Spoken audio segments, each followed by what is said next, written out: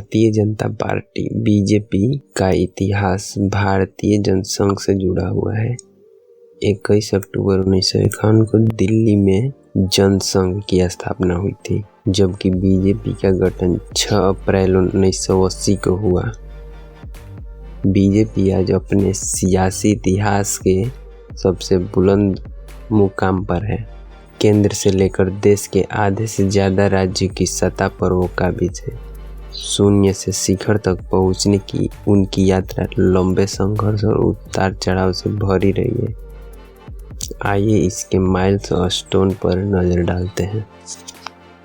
भारत पाकिस्तान के बंटवारे के बाद लाखों लोगों का पलायन हुआ। दोनों ही देश भीषण दंगों से पीड़ित थे, जिसके चलते नेहरू लियाकत समझौता हुआ। इस समझौते में कहा गया था कि दोनों ही देश अपने अपने देश में अल्पसंख्यक आयोग गठित करेंगे। नेहरू लियाकत समझौते को नेहरू की मुस्लिम त्रुटिकरण की नीति बताते हुए श्यामा प्रसाद मुखर्जी ने 19 अप्रैल 1950 को केंद्रीय उद्योग मंत्री पद से इस्तीफा दे दिया और कांग्रेस के विकल्प के रूप में एक नई राजनीतिक पार्टी भारतीय जनसंघ की स्थापना 21 अक्टूबर 1951 को दिल्ली में एक छोटे से कार्यक्रम में की गई। जनसंघ के संस्थापक डॉक्टर श्यामा प्रसाद मुखर्जी, प्रोफेसर बलराम माधव, दीनदयाल उपाध्याय ने मिलकर स्थापना की। जनसंघ का चुनाव चिन्ह दीपक और झंडा भगवा रंग का रखा गया। जनसंघ का पहला चुनाव 1952 के लोकसभा चुनाव में भारतीय जनसंघ ने 94 सीटों पर उम्मीदवार उतारे थे। इसमें जनसंघ से 3 ही सांसद जीत कर आए थे, जिसमें से पश्चिम बंगाल के 2 श्यामा प्रसाद मुखर्जी और दुर्गा चरण बनर्जी और राजस्थान से 1 उमा शंकर त्रिवेदी थे। जनसंघ के मुख्य मुद्दे देश में सामान्य नागरिक संहिता, गौ हत्या पर पूर्ण रूप से प्रतिबंध और जम्मू कश्मीर से धारा 370 खत्म करना। इस मुद्दे को लेकर 1953 में जनसंघ ने पहला बड़ा अभियान जम्मू कश्मीर में चलाया। उस समय जम्मू कश्मीर में जाने के लिए परमिट की जरूरत होती थी। वहाँ मुख्यमंत्री के बजाय प्रधानमंत्री का पद होता था। डॉक्टर श्यामा प्रसाद मुखर्जी ने इसे देश की एकता में बाधक नीति के रूप में देखते थे। इसके सख्त खिलाफ थे। 8 मई 1953 को डॉक्टर मुखर्जी ने बिना परमिट जम्मू कश्मीर की यात्रा शुरू कर दी। जम्मू कश्मीर में प्रवेश के बाद डॉक्टर मुखर्जी को वहां के शेख अब्दुल्ला सरकार ने 11 मई को गिरफ्तार कर लिया। गिरफ्तारी के 40 दिन बाद 23 जून 1953 को खबर आई कि मुखर्जी का निधन हो गया है।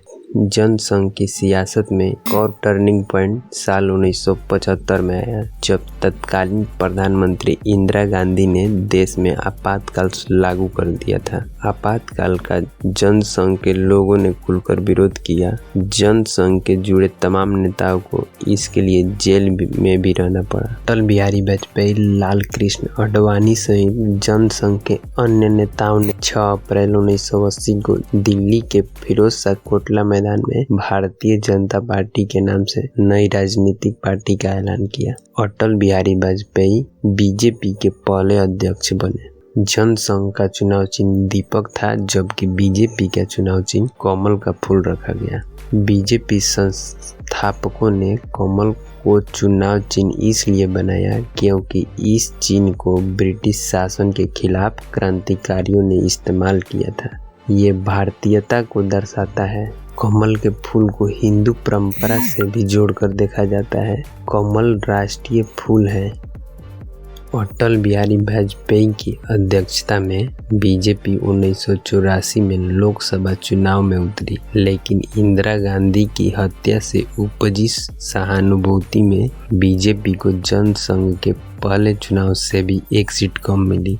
खुद अटल बिहारी वाजपेयी चुनाव हार गए। लाल कृष्ण आडवाणी चुनाव नहीं लड़े थे।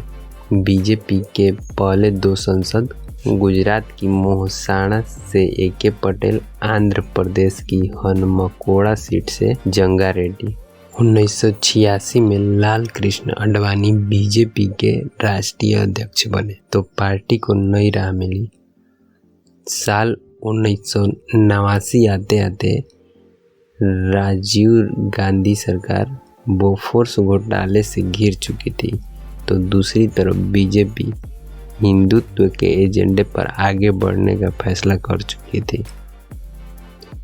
जून 1989 के पालमपुर अधिवेशन में बीजेपी ने पहली बार राम जन्मभूमि को मुक्त कराने और विवादित स्थल पर भव्य राम मंदिर के निर्माण का प्रस्ताव पारित किया था।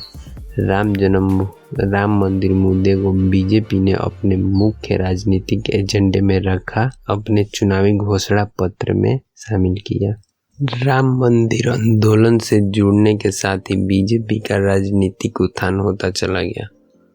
बाबरी विध्वंस के बाद बीजेपी का राजनीतिक ग्राफ देश के अलग अलग राज्यों में बढ़ गया।